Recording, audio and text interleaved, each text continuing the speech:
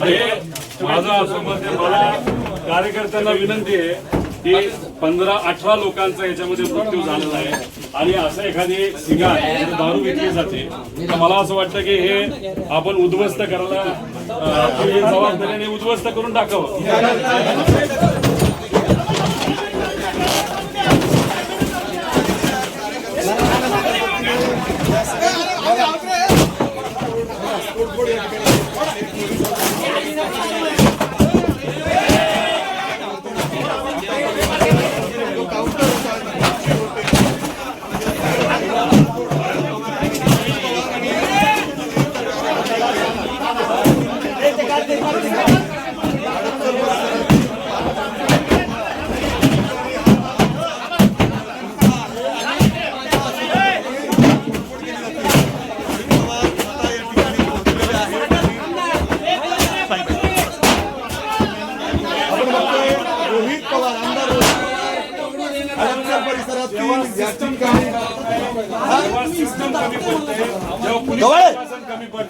आम्हाला एक संदेश लोकांना द्यायचा आहे की आपल्याला काही गोष्टी हातात घ्याव्याच लागतील.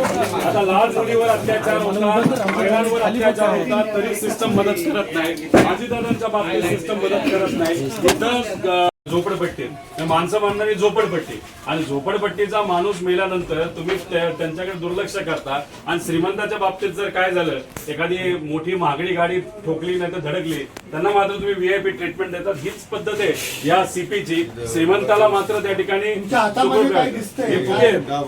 याच्यामध्ये दारू विकली जाते आणि अशा पद्धतीने 20 रुपयाला एक फुगा दिला जातो आणि ह्याच्यातच दारू पिल्यामुळे हे लोक मृत्युमुखी पडलेले आहेत. आणि हे उरळी कांचन आणि काळे पडळ याच्या डोंगरामधून हे भरलं जातं. सप्लायर एकच आहे, हे पोलिसांना माहिती आहे. एक्साईजने कारवाई केली असं आम्हाला कळालं, पण पोलिसांकडनं या बाबतीत काय केलं जाईल मला माहित नाही. काही दिवस ही चर्चा राहील आणि नंतर ही विरून जाईल. पण उद्या जाऊन अजून लोक मेले, एकतर हे मेले, त्यांना मदत काही गोष्टी हातामध्ये घ्याव्या लागतील.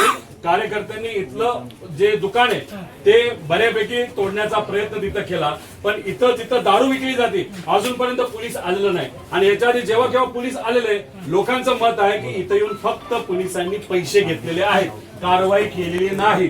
त्यामुळे अशा ठिकाणी जर दारू उघड विकली जात असेल, पोलीस येऊन पैसे घेत असतील, तर पोलीस प्रशासन सुद्धा या दारू विक्रीमध्ये सहभाग आहे, त्यांचा हप्ते वसुली घेतात. म्हणून मोठ्या प्रमाणात अशी दारू विकली जाते आणि त्यात गरीबाची माणसं आतापर्यंत 8पेक्षा जास्त मेले. कारवाई करू आम्ही, नाही त्या ठिकाणी जेसीबी लावली जाते,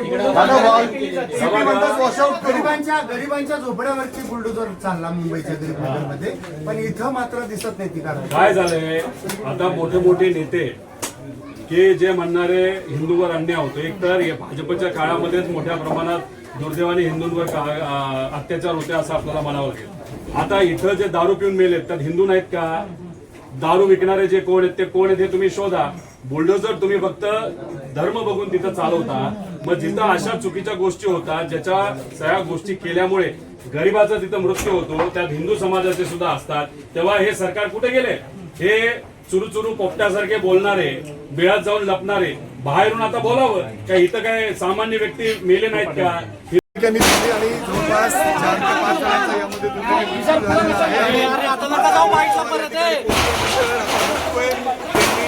जो हा शेड आहे तिथे दारू विकली जाते.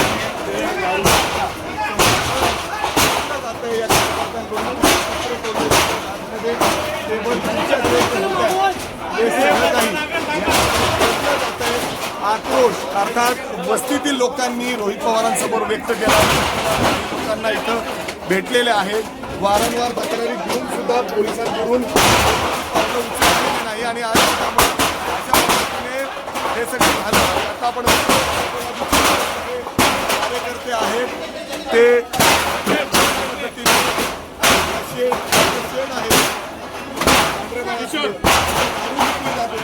पद्धतीने